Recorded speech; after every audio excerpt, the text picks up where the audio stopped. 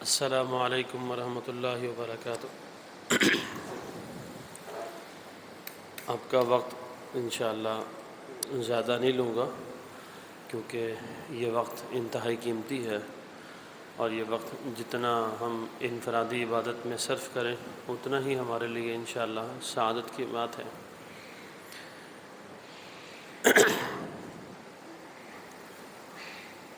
نحمده ونصلی علی رسولہ الکریم، اما بعد۔ اعوذ باللہ من الشیطان الرجیم، بسم اللہ الرحمن الرحیم۔ فمن اتبع ہدای فلا یضل ولا یشقی۔ وقال اللہ تبارک وتعالی: وکیف تکفرون وانتم تتلی علیکم آیات اللہ وفیکم رسولہ ومن یعتصم باللہ فقد ہدی الی صراط مستقیم۔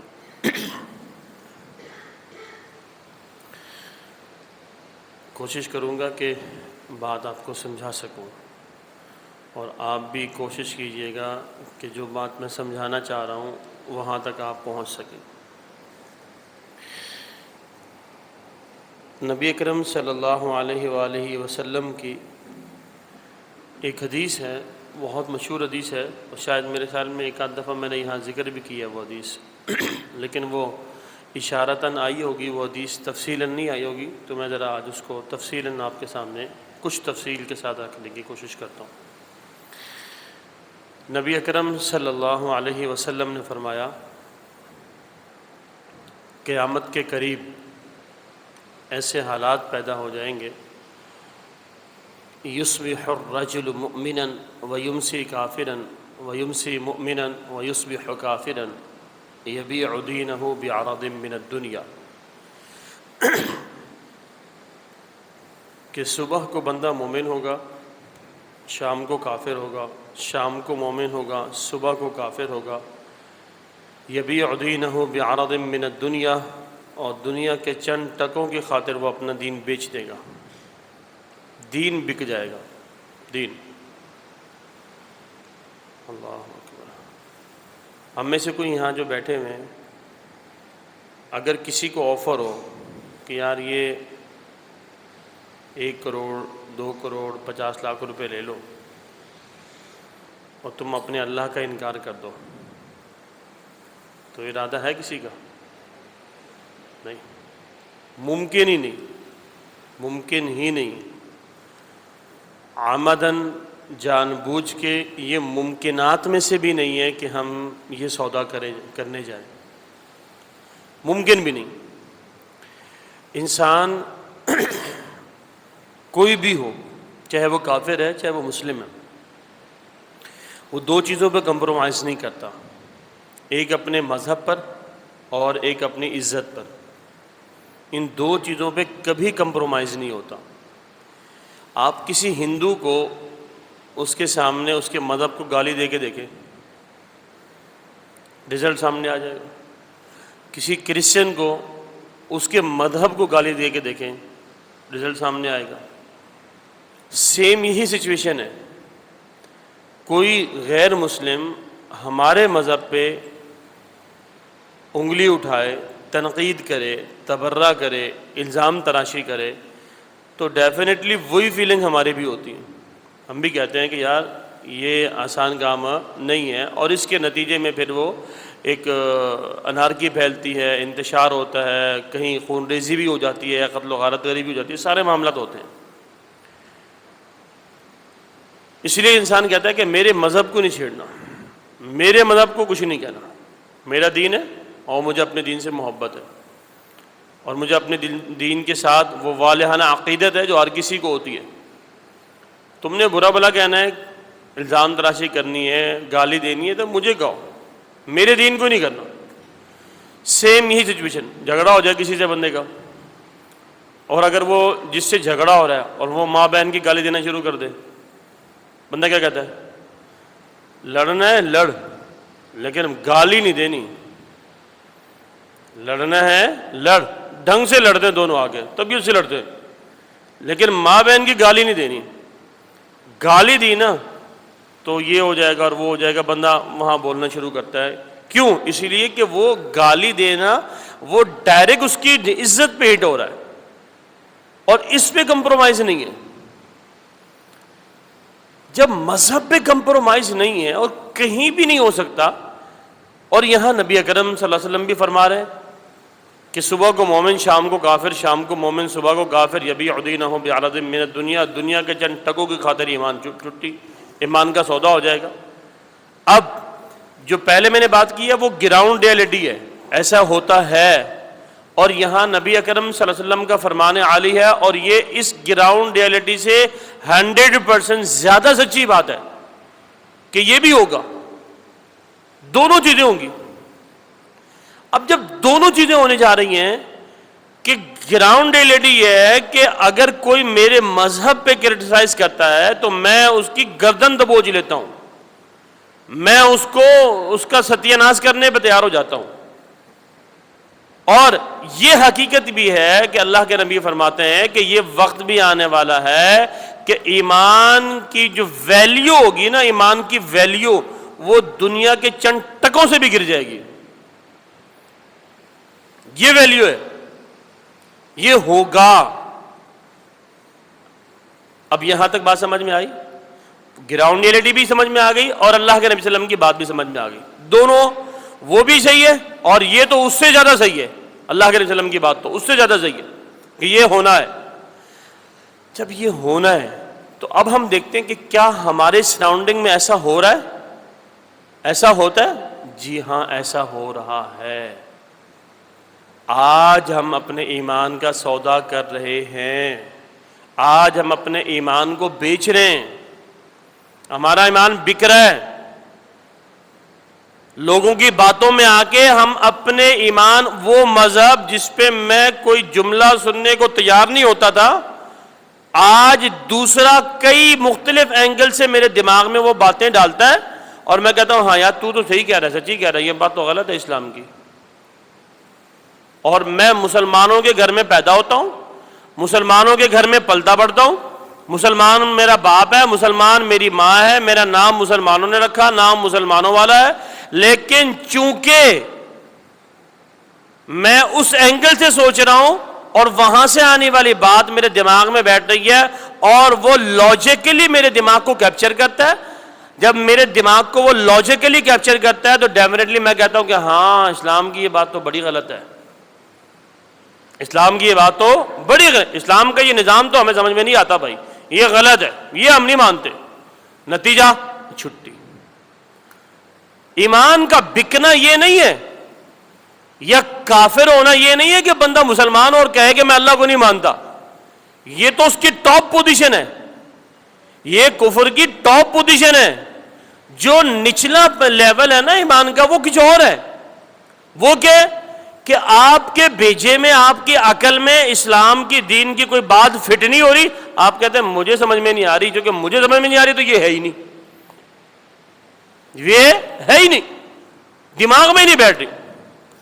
اچھا، ایک ہوتی ہے بات اس انداز میں کہ یار وہ اس نے سنی نہیں اور انجانے میں اس نے کہہ دیا، اور ایک ہے وہ سمجھ کے سمجھا کے ٹھوک بجا کے اس کو پتہ ہے، اس کے باوجود کہتا ہے میں اس بات کو نہیں مانتا جو کہ میرے عقل میں نہیں بیٹھ رہی، میری عقل میں نہیں بیٹھ رہی۔ یہ انتہائی خطرناک قسم کا ناسور ہے جو ہمارے مسلمانوں میں پیدا ہو رہا ہے، اور یہ انسانوں کو، مسلمانوں کو کفر کی دلیل کی طرف لے کے جا رہا ہے۔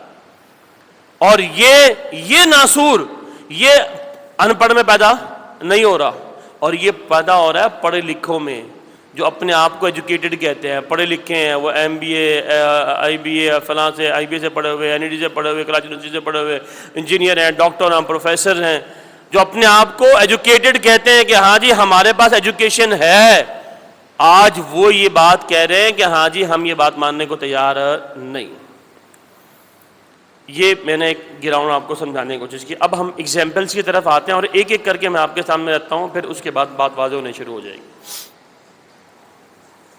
ہم یہ کہتے ہیں کہ جناب علی، ہمارا کہنا یہ ہے الحمدللہ اللہ کی توفیق سے کہ جو نظام، جو قانون، جو شریعت اللہ نے ہمیں دیا ہے نا، یہ قرآن مقدس اللہ نے ہمیں دیا ہے، یہ قرآن جو ہے اللہ نے ہمیں عطا فرمایا ہے، یہ قرآن مقدس نظام ہے. یہ قرآن مقدس جو ہے یہ نظام ہے. نظام کیسا ہے؟ یہ قرآن مقدس ایسا نظام ہے کہ یہ پیدائش سے لے کے موت تک انسان کے جتنے بھی پرابلمز ہیں، جتنے بھی مسائل ہیں، وہ مسائل کا شکار اب ہے یا وہ 10 سال بعد یا 100 سال بعد یا 200 سال بعد اس کے وہ مسائل آئیں گے. میرا ایمان یہ ہے کہ یہ کتاب، یہ فارمولہ، یہ نصاب، یہ شریعت ایک ایک مسئلے کا حل پیش کرتی ہے. ایک ایک مسئلے کا حل پیش کرتی ہے. یہ چیز انسان کے جملہ مسائل کا حل اس کے اندر موجود ہے. ان مسائل کا تعلق جو ہے وہ کہہ لیں انسان کے معاشی نظام سے ہو، انسان کے معاشرتی نظام سے ہو، انسان کے سیاسی نظام سے ہو، انسان کے گھریلو نظام سے ہو، کسی بھی نظام سے اس کا تعلق ہے، ڈائریکٹ یا انڈائریکٹ. یاد رکھیے گا یہ سسٹم، یہ چیز، یہ نصاب ایک ایک سسٹم کا حل پیش کر رہی ہے. یہ میرا ماننا ہے. ہمارا پڑھا لکھا طبقہ کہتا ہے، وہ کہتا ہے کہ یہ جو کتاب ہے نا، یہ کتاب انسان کو روایات اور رسومات تو سکھاتی ہے، یہ سسٹم نہیں دیتی، یہ نظام نہیں دیتی. معاشی نظام، کاروباری نظام آپ کو لینا ہے نا تو آپ کو کافر سے لینا پڑے گا. آپ کو سیاسی نظام لینا ہے وہ بھی آپ کو کافر سے لینا پڑے گا. آپ کو آپ کا سوشل سسٹم لینا ہے نا وہ بھی آپ کو کافر سے لینا پڑے گا. سر اس میں کچھ بھی نہیں ہے. یہ صرف آپ کو کیا سکھاتی ہے؟ یار آپ 5 ٹائم میں اٹھک بیٹھک کرو، جھکو، سجدے کرو، یہ ہاتھ دھو لو، اپنے منہ کو صاف ستھرا کر لو، صدقے ودقے دے لو، جا کے 1-2 سال بعد جو ہے وہ کعبۃ اللہ کے چکر لگا لو، گھوم پھر لو. مطلب اس قسم کی لینگویج استعمال کرتے ہیں وہ لوگ. وہ کہتے ہیں 1-2 سال بعد وہاں جا کے حج وج کر لو، بس صدقہ و خیرات دے دو. یہ سکھاتا ہے یہ نظام، باقی کچھ نہیں سکھاتا. یہ کیا ہے؟ یہ کیا ہے؟ یاد رکھیے گا یہی وہ کفر کی پہلی دہلیز ہے. جب ہم جاتے ہیں نا کہ ہاں، ہم کہتے ہیں کہ نہیں یہی ہے، یہاں صرف عبادات سکھائی جاتی ہے. نہیں، یہاں پورا نظام سکھایا جاتا ہے، پورا سسٹم سکھایا جاتا ہے.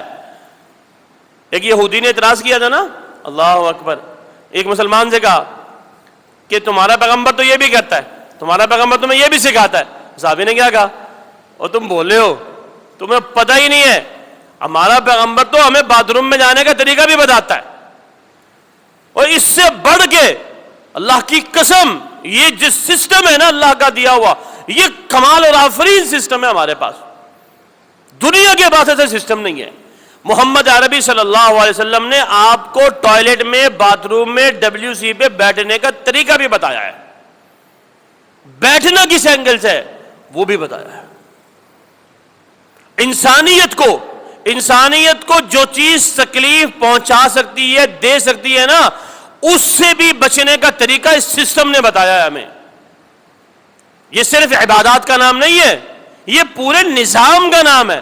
عبادت ایک پارٹ ہے، عبادت ایک حصہ ہے، جس حصے کے ذریعے ہم اپنے رب سے کنیکٹ ہو جاتے ہیں اور اپنے رب سے مانگنے کی ذرا جستجو کرتے ہیں. اور آپ کہتے ہیں اللہ اب ہمیں یہ بھی دے دے، اللہ ہم تھک گئے، اللہ کھا کے تھک گئے، کما کے تھک گئے، اللہ گھوم پھر کے تھک گئے، اب ذرا تو بھی راضی ہو جا. اللہ وہاں غلطی کی، اللہ وہاں غلطی کی، اللہ وہاں غلطی کی، اللہ وہاں کوتاہی کی ہے، مالک وہ غلطیاں معاف کر کے تو ہم سے راضی ہو جا، ہمارے گناہوں کو معاف کر دے. عبادت کا یہ کانسیپٹ ہے، عبادت کا یہ تصور ہے. اب یہاں میں آپ کو عبادت کی ڈیفینیشن سمجھاتا ہوں کہ عبادت کس چیز کا نام ہے.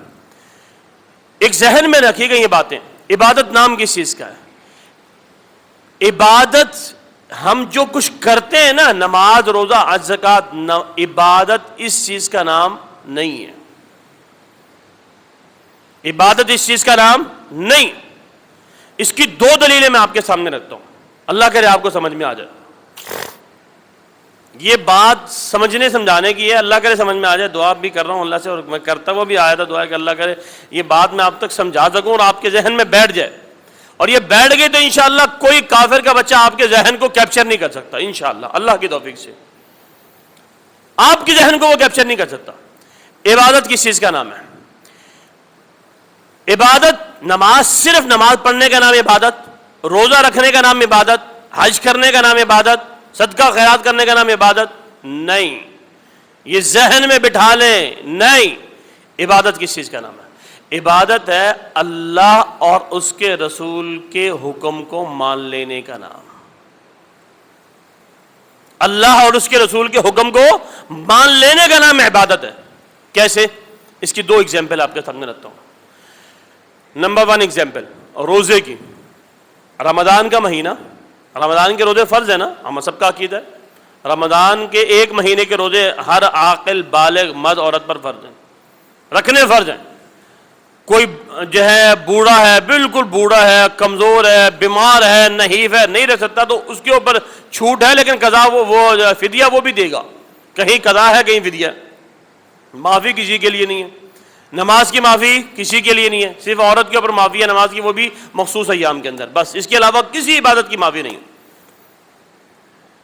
روزہ ہے، رمضان کا مہینہ ہے، محمد عربی صلی اللہ علیہ وسلم رمضان کے مہینے میں اللہ کے نبی صلی اللہ علیہ وسلم نے 2 غزوات کیے ہیں، 2 جنگیں لڑی ہیں، ایک غزوہ بدر اور ایک فتح مکہ، ایک غزوہ بدر اور ایک فتح مکہ، یہ 2 جنگیں اللہ کے نبی نے لڑی ہیں۔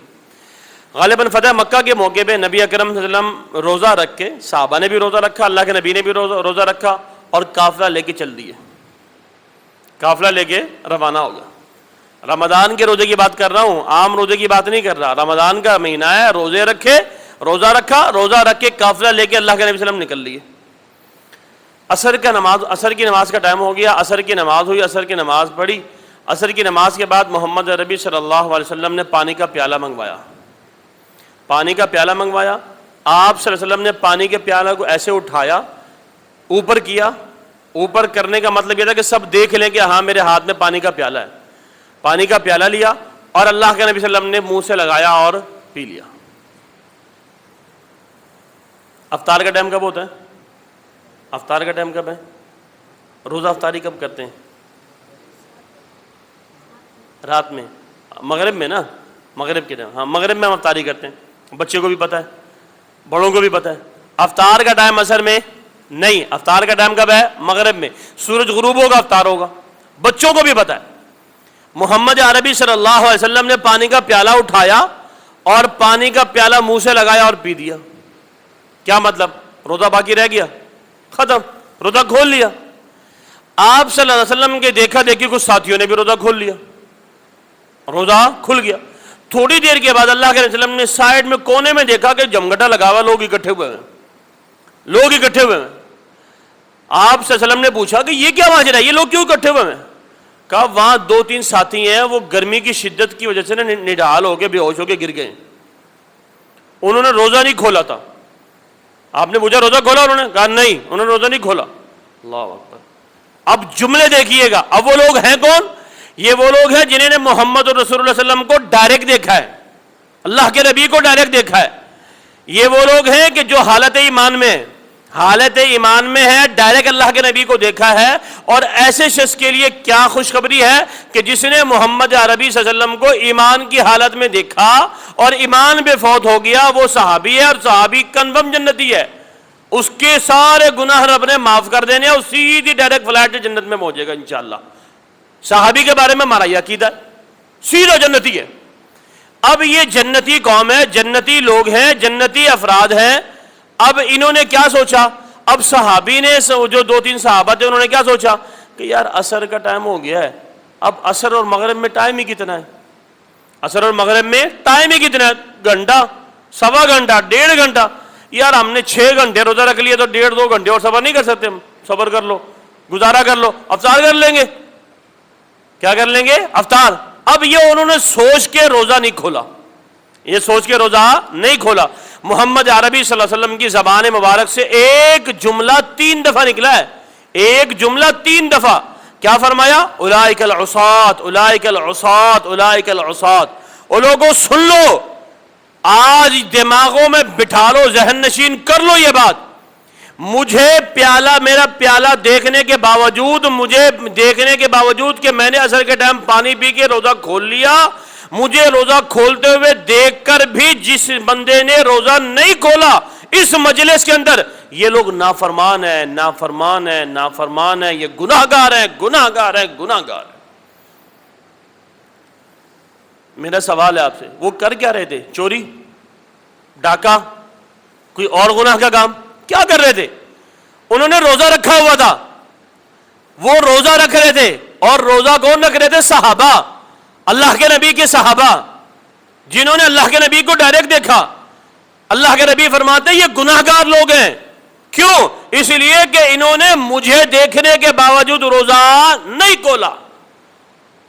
اندازہ لگا لیجئے کہ جب محمد عربی نے روزہ کھول لیا، روزہ کھولنے والا ثواب لے گیا اور روزہ رکھنے والا گناہگار ہو گیا۔ روزہ رکھنے والا گناہگار کیوں ہے؟ اس لیے کہ اس نے محمد عربی کے حکم پہ عمل نہیں کیا، اور روزہ کھولنے والا وہ ثواب کیوں لے گیا؟ اس لیے کہ اس نے محمد عربی کے حکم پہ عمل کر لیا۔ عبادت روزہ رکھنے کا نام نہیں اس محفل میں، عبادت کس چیز کا نام ہے؟ روزہ کھول دینے کا نام۔ فرض روزہ کھولنے کا نام عبادت ہے، رکھنے کا نام عبادت نہیں۔ بات سمجھ میں آئی؟ ایک دلیل۔ دوسری دلیل میں دو باتیں۔ اللہ اکبر۔ حج کا موقع ہے، اللہ سے دعا کریں، تاخیرات ہیں، اور اللہ رب العالمین اس ٹائم پہ یقیناً انشاءاللہ آسمان دنیا پہ ہوں گے۔ اللہ رب العالمین ہم سب کو اپنے اپنے گھر والوں کے ساتھ حج عمرے کی سعادت نصیب فرمائے۔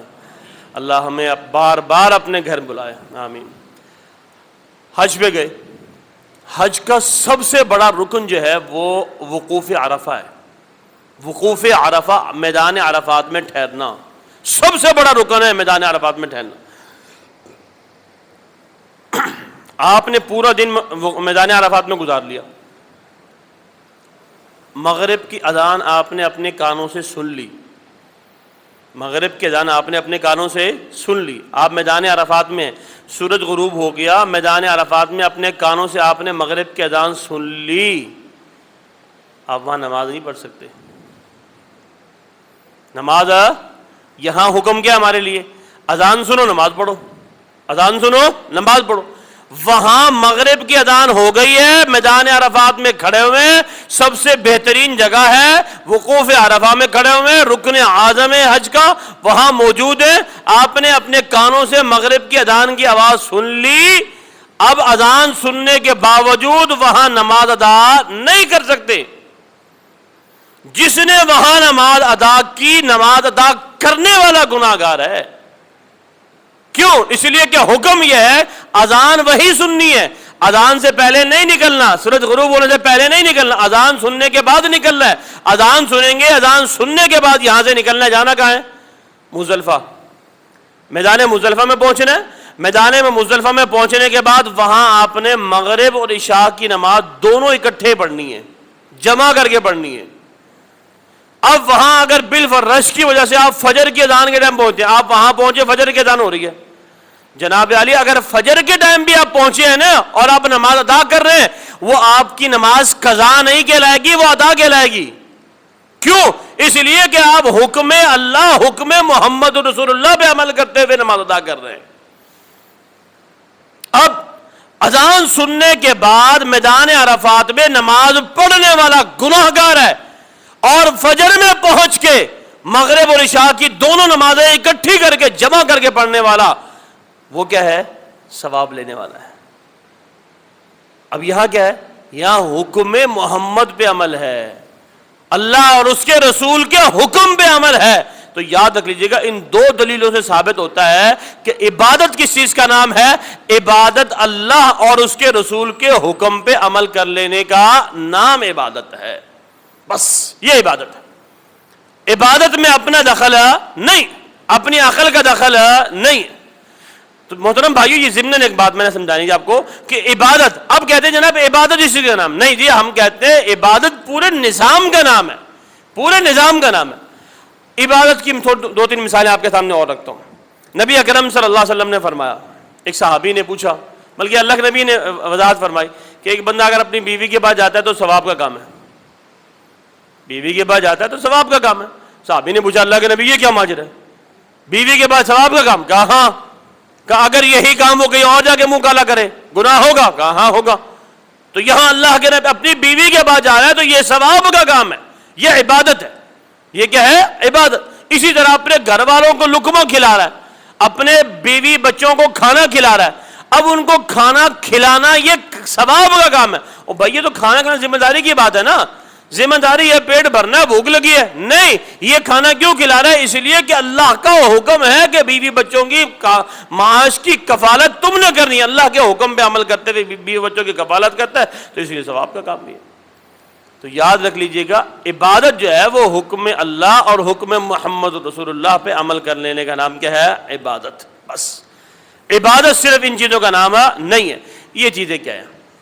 اب ان کی وضاحت بھی کر دیتا ہوں۔ نماز ہے، روزہ ہے، حج ہے، زکوٰۃ ہے، صدقہ ہے، خیرات ہے، یہ کیا ہے؟ یہ ہیں عبادت کے مظاہر، عبادت کی علامات، عبادت کی نشانیاں۔ ان کے ذریعے ہم رب سے جڑتے ہیں، ان کے ذریعے ہم رب کو منانے کی کوشش کرتے ہیں، ان کے ذریعے ہم اپنی نارمل لائف کے اندر جو غلطیاں کوتاہیاں ہوتی ہیں وہ معاف کرانے کی کوشش کر رہے ہوتے ہیں۔ صدقۃ الفطر کیا ہے؟ صدقۃ الفطر کیا ہے؟ ابھی آپ دیں گے نا، ہم سب ادا کریں گے انشاءاللہ۔ کوشش کیجئے گا اس کو آج کل میں نکال دیجئے گا صدقۃ الفطر کو، تاکہ جس کو بھی دے تو وہ جو ہے نا اپنا کچھ نہ کچھ عید کے لیے کر لے۔ کیا فرمایا اللہ کے نبی صلی اللہ علیہ وسلم نے؟ آپ نے فرمایا طعمۃ للمساکین، یہ تم فطرانہ دیتے ہو نا، یہ غریب کا کھانا ہے، غریب کا کھانا ہے۔ اور جو روزے میں تمہاری کوتاہیاں ہوئی ہیں نا، جو غلطیاں ہوئی ہیں، کوئی اونچ نیچ ہوئی ہے، کہیں تم نے گناہ کر لیا، کہیں تم سے غلطی ہو گئی، یہ اس کا کفارہ ہے، یہ اس کا کیا ہے؟ کفارہ۔ تو یہ عبادات جو ہیں یہ نارمل لائف کے اندر ہماری جو غلطیاں ہوتی ہیں ان کا کفارہ ہوتا ہے، یہ وہ کفارہ بنیادی طور پہ جس کو ہم ادا کر رہے ہوتے ہیں۔ اب ہم آتے ہیں اپنے موضوع کی طرف۔ یاد رکھیے گا یہ نظام ہے، یہ نظام ہے، یہ سسٹم ہے۔ قرآن مقدس میرے اور آپ کے لیے ہر قسم کی رہنمائی دیتا ہے، ہر قسم کی رہنمائی۔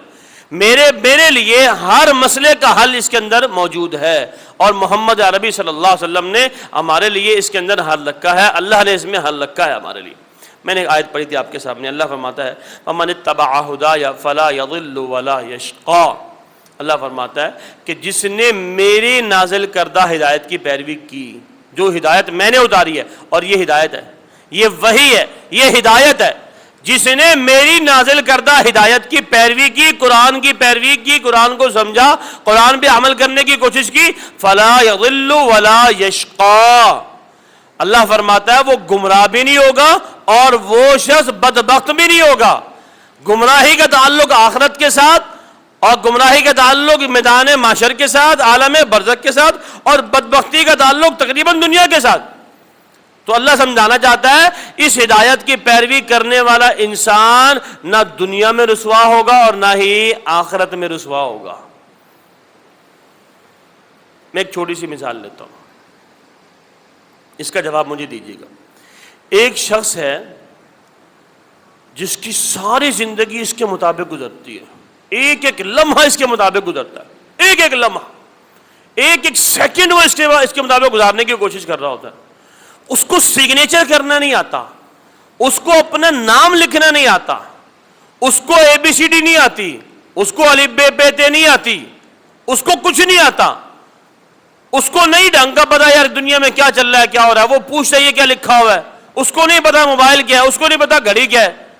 ہاں اس کو یہ پتا ہے کہ میرا اللہ مجھے کیا کہتا ہے، میرے رب نے مجھے کیا کہا ہے، مجھے سمجھنا ہے اور میرا عمل کرنا ہے۔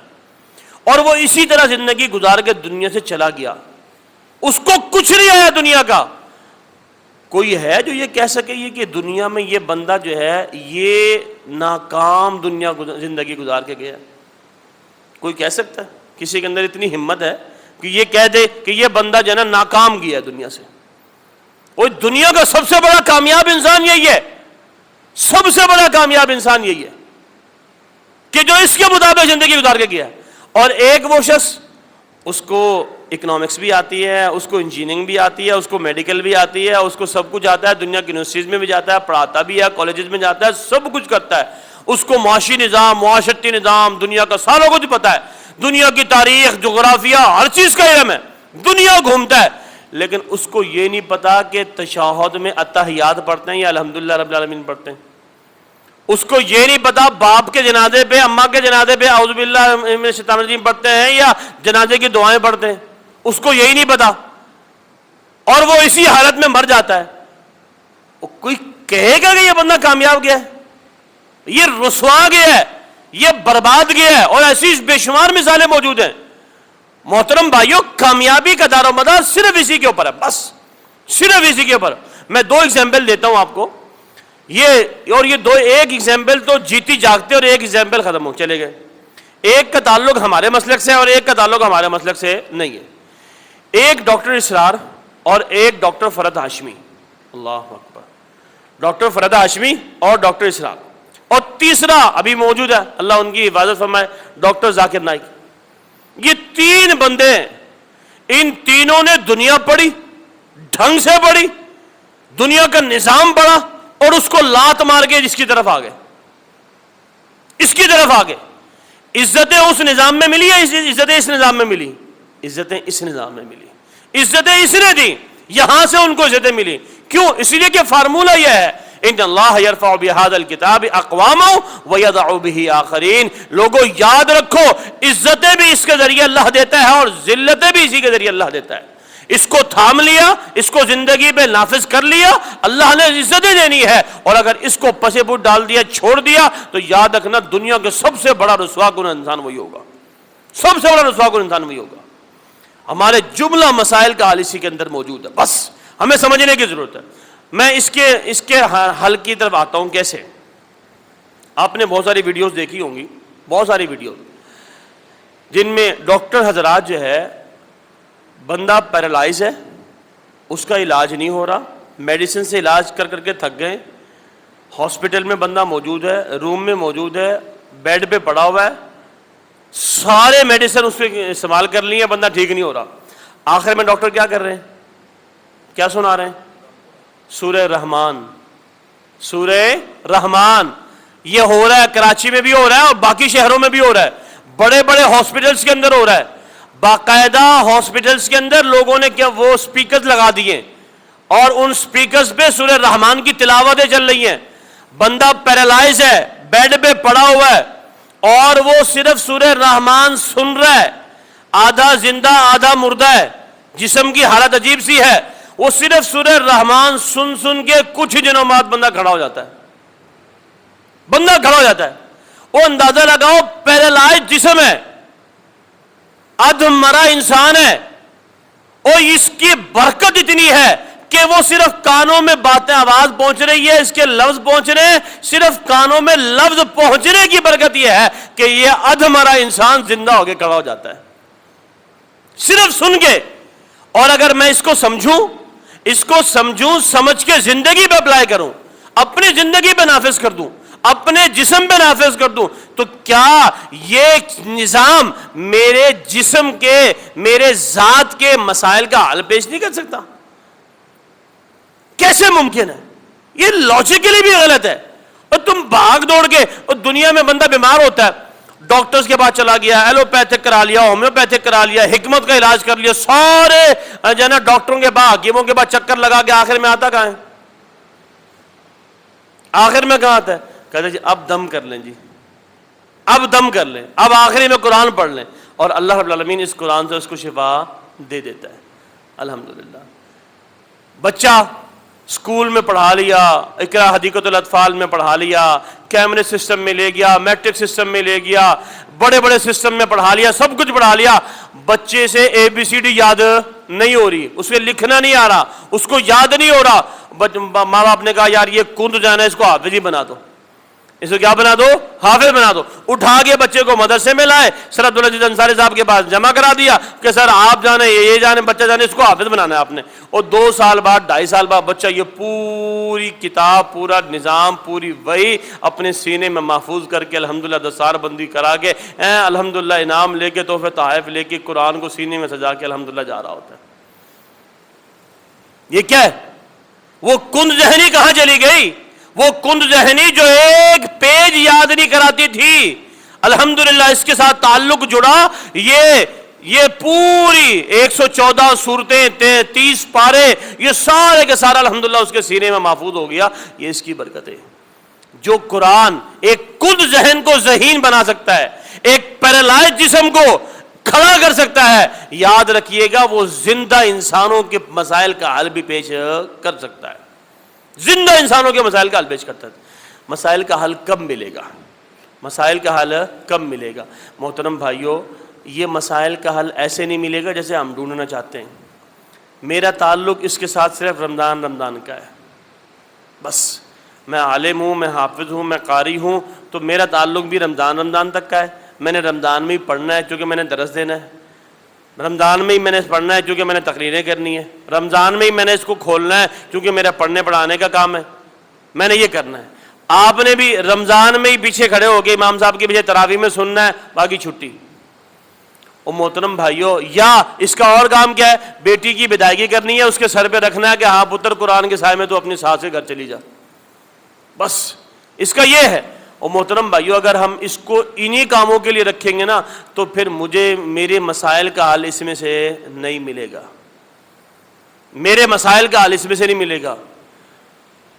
ایک حافظ کے لیے حدیث سنائی جاتی ہے نا, حافظ کے والدین کو اللہ رب العالمین قیامت کے دن سونے کا تاج پہنائیں گے اور اس کو چمکے گا اور یہ ہوگا. وہ حدیث ادھوری سنائی جاتی ہے ہمیں, ہم نے پوری سنی ہی نہیں ہے.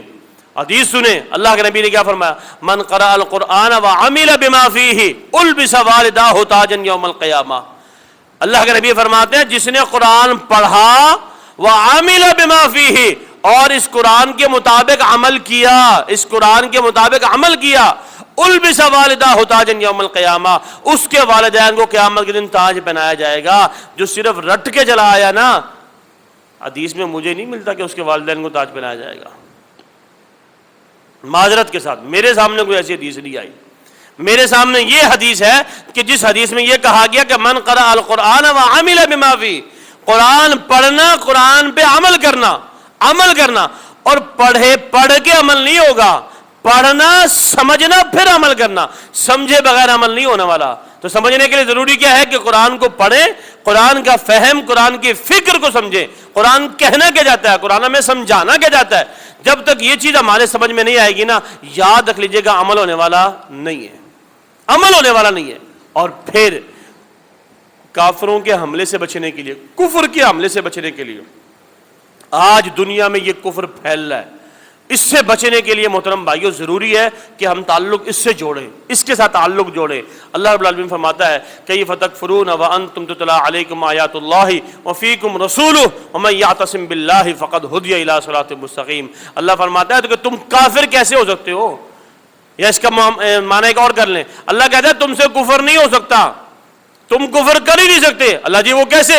اللہ فرماتا ہے وَأَنْتُمْ تُتْلَى عَلَيْكُمْ آیات اللہ, اس لیے کہ تمہارے پہ اللہ کی آیات پڑھی جاتی ہیں. اور جن پہ اللہ کی آیات پڑھی جائے نا, کافر زور لگا لے انہیں کافر نہیں بنا سکتا, نہیں بنا سکتا کافر. اور کسی ایک صحابی کو کوئی بتا دے نا کہ کسی کافر نے کافر بنا لیا ہو, نہیں. کیوں؟ اس لیے کہ صحابہ کا تعلق جڑا ہوا تھا اس کے ساتھ, وہ تمسک تھا اس کے ساتھ, وہ مضبوطی تھی اس کے ساتھ. قرآن کی ایک آیت کو پڑھتے, سمجھتے, عمل کرتے تھے.